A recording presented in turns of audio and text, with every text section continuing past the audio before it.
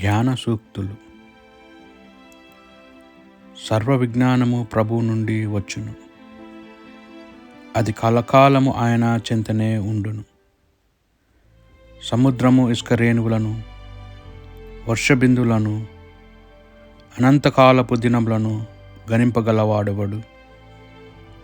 ఆకాశమెత్తును, భూమి వైశాల్యమును, అగాధ విజ్ఞానములను లోతును తెలియగలవాడెవరు?